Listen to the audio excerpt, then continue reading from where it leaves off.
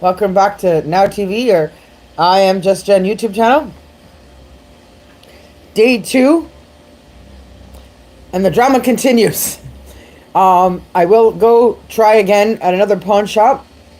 The advice I got from the smart, nice guy I talked to yesterday suggested that I just try and get money just for the all silver head piece of my flute, because nobody can afford or will offer me enough money for the whole flute. Like, the minimum for the whole flute would be $1,000, and that's probably not even half of what it's worth. And yesterday I was simply trying between 500 to 700, which is less than half of it, and I didn't get anywhere. But beyond my issues for trying to make money off my flute pawning to pay for my loan payment that's due tomorrow, so I can at least make a partial payment. So if there's a partial bounce, the interest won't hit me as hard, so the next payment won't be as big. My renter is still not cooperating with the actual legal required amount of rent due that is posted in the Facebook ad, and has always been the same and has never changed the entire time the ad has been there, the entire time I've rented to other renters. Every other person that's ever been in there has always paid the full amount asked of them for the time that they were there, and have never complained, never had a problem, was always happy and compliant and willing to do so. So to back up on the story, there was another renter in the bigger room who kept claiming he could afford it, and that at some point he would be able to pay all of it all at once, all the time, instead of partial payments throughout his earnings and paychecks every month. He was eating food from the fridge that belonged to the big room, the main room, which belonged to the other renter, and he complained about it only after it had happened for a while, when I had come back to take my swim instructor course and get a rest and enjoy my apartment. So I made a deal with him for the time I didn't know that there was issues, after the other guy had been told to move, because he obviously can't afford that rent. And that's what's making this video so important today. I said, while I'm here, you can have a bit of a discount on the rent, because I'm not renting the other room and I'm around and we know what's going on, all is good. So for a couple of months, he was supposed to pay $550 a month. And then afterwards, he was supposed to go back up to $650 a month, as per the ad, as per everybody else who's ever lived there has paid. And I don't have a man in my life, a husband, and I haven't told the actual landowners of the building of what was happening about the situation. And he just kept going on month to month to month to month to try and push it so that he could just continue to pay less, and try saying that the place isn't worth anything more than $550. But he's failing to see the bigger picture. He's in a 2-bedroom apartment. It's an entirely furnished apartment, all by himself. And the utility was included in the rent only if you paid the full amount of $650. So I could pay the utility every 2 months. In Quebec, they have all 3 utilities: heat, hydro, and hot water, all in one bill. So it can get pretty pricey every couple of months to pay for all of that if you're not mindful and keeping track of what you're using. And he didn't. He wasn't. It just doesn't concern him at all. He just always thinks it's somebody else's responsibility. They have to take care of it because he doesn't feel like, or doesn't want to concern himself for it. He just wants to pay whatever he feels like he should be able to pay. And here's the clincher that upsets me the most. He has a car and has a credit card, and he took trips. He went to Toronto and then to Germany. Now, I've never been to Germany, and I don't know when I'll get to Germany. So if he has a high enough credit card to travel around to Toronto and go to Germany, then the guy could clearly afford to pay the full amount of rent. And so for an entire year, he's been in there paying $550 a month at my expense, at my comfort, on my benefit, at my kindness. And I've been paying that utility bill out of my pocket. And I cleared that whole bill off. It was all paid off. And then he had his cousin come over without talking to me, without telling me, without even asking, who stayed over his limit of time there, than what a few days would mean. And then I said to him in the email, you need to get some money from your cousin as an apology and restitution because of how high of the bill the two of them managed to rack up over a period of a couple of months after I had paid it all off. It's almost equal to how much I paid for that whole year. And they're not thinking about it. They're not taking any regard to the cost of living in that place when you have to pay for the utility extra because you're not paying the full amount of rent properly, which is when the utility is included. If I don't have the extra money from the full rent to pay the utility, then you are responsible for paying that utility above and beyond the rent you're paying because that's part of the rent. That is an expense that comes out of the renter's fees if they don't want to do things right. And then I tried to explain to him that the money I get for the flute today, if I get anything at all, is only to keep my loan payment for tomorrow from bouncing if I get enough money to cover all that. And my mom just messaged me to say she doesn't have $85 to give me to cover the last of the rent, of the money that's owed for the rent that he has shortchanged me on again this month when I had been telling him since April that the full amount of rent was due for June because there's no more money of mine that he can spend. And it's not his job or his right, and it's not my job to be responsible for his budgeting and how he lives. If you want to drive around in a car too much, then park the car, take a break, save yourself some money on gas, and pay the rightful person the money you owe for the bills that you owe that you should be paying. My remark here is that every single person I've dealt with in dealing with renters is almost always it's somebody who's trying to rent something that's beyond their means, that they cannot afford. If you cannot afford within the budget you're looking at in the renter's market, don't waste your time. Don't waste the renter's time or the leaseholder's time.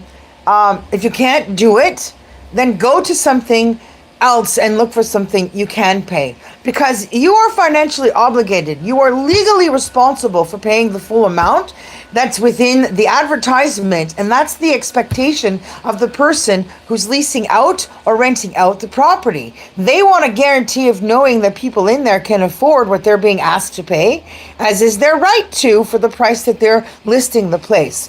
And the biggest clincher of all of this that gives me the most headache is that Quebec is one of the cheapest places to live in Canada. And the rent in Gatineau is so damn low, people anywhere else in Canada would just love to be allowed to live there.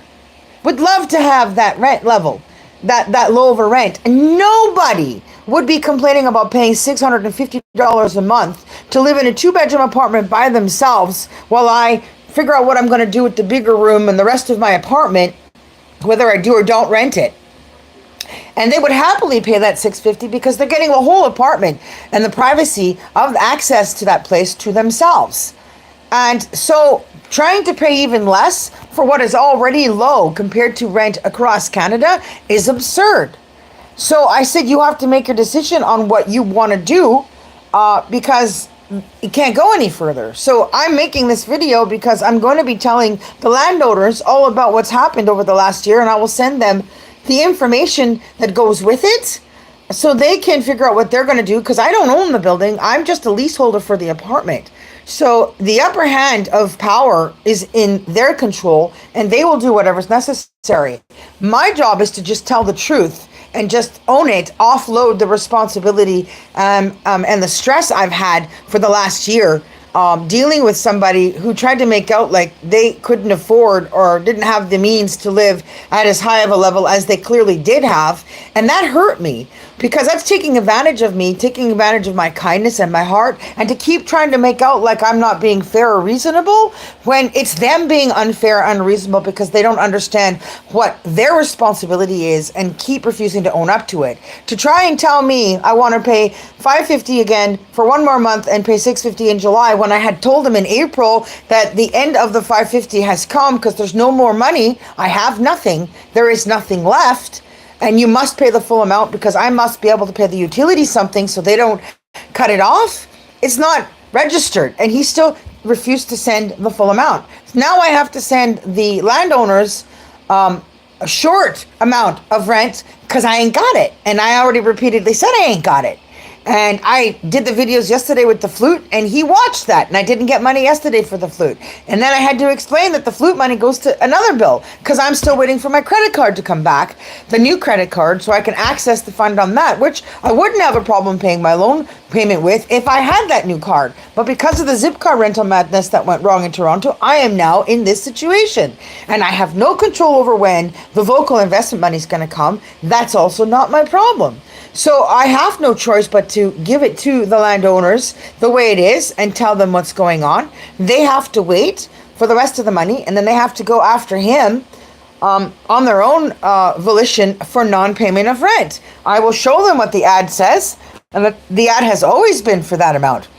I was even so nice that I tried to offer him the opportunity to move into the bigger room for more rent, so he has more space, so he can't complain about the size of the space, and move all my stuff and store it in the smaller room, so that he could pay more rent and live more comfortably with all the stuff that he has. But when he got in there and he saw that place, he should have already known in the first place, if it wasn't going to be comfortable for him and he didn't like it enough, then he shouldn't have done it. So this isn't on me. And I don't have any more utility money. And the utility people have called me twice, and they've told me if a payment's not made of a reasonable amount, they're going to cut it off. And since I'm not living there, and I told them I'm not living there, that doesn't bother me because I'm not there, I'm BC. I said to them, I will pay you the utility bill, but I can pay it off in my leisure when it's disconnected, because I won't have to worry about the bill going up any higher. And so the lady I spoke to understood. So that's where things are at. In my morning, on the second day of trying to go get money for my flute just to pay for my loan payment, I have to go to a library and use a bigger computer to share the pertinent information, including the backed up emails that I sent since April, letting the renter know that he has to pay the full amount to the landowners and let them deal with it. So, I mean, without saying anything obvious, it's kind of obvious how this is going to end for the 1st of July, which is fine. They can do what is necessary. I need the help. I don't have a boyfriend or a husband, and I'm not in the Quebec, so I can't go toe-to-toe or head-to-head and deal with this. I have 2 publications of books coming. I have poetry readings I have to perform at, and I have my first theater production, 2-hour play that I must produce this season in Vancouver. I'm a very stressed out, busy woman, and I just don't have time to deal with that. So I would just rather shut down my apartment and leave it completely empty and pay the rent all by myself and not have to deal with the stress of what it's like to have to find reasonable and respectable and honest renters. So if you're in Gatineau, Quebec, and you can afford $1,100 a month for a 2-bedroom apartment that you know includes the utilities, if you pay your full amount and can pay on time, and you want such a low rent for a place like that, which does include a parking, please contact me on this video. You can email thewriterwon, WON, at gmail.com. Jennifer_Cooley1 at yahoo.com. Otherwise, I'm just going to pay the rent and leave it empty for myself, because I'm almost done what I need to do on this side, so I can afford to go back there and take a load off, reprieve, and just relax and not have to worry about anything. Going forward from that point, I'll be over the last hurdle and life will be good as I head into my 50s. So that's my nightmare for this morning as I prepare to go out to another pawn shop to try and get some money for the immediate loan for tomorrow, because I can't concern myself for the non-payment of rent for the last $100 owing for just this month. Never mind the entire year since I left there last year, when I gave him a partial rebate for a couple of months and tried to argue with him that he needed to go back to regular rent, and that's how I ended up at $550 versus the amount he's supposed to be paying, because I didn't have time to stay and deal with that. I just left and shook my head. So that's that for me. Good morning, Vancouver. Good morning, Canada. Good morning, everyone. That is why I put all the bills listed in the videos and stuff, to show what it's like. I've been listening to my gospel prayers. I've been doing my audio prayers. I'm going to go read scripture now, so that the grace of God and the blessing of Jesus can take this on for me. They can do that fight for me, because it's out of my hands. I'm just glad I was able to spend this time this morning to share this story with all of you. The pawn shop's open at 10 and it takes me time to travel. So I'm going to go look up that information. And the next time you see a video from me, it'll probably be me over there at the pawn shop on that end. And somewhere in all of today, I will send the email to my landlords, which are the landowners. I'm just the leaseholder, and I'm just bow to them and to any landlords that have to deal with renters constantly. I do not know how you guys do it. I cannot handle it. I'm just not getting this right. I need some help, some tips on what to do here.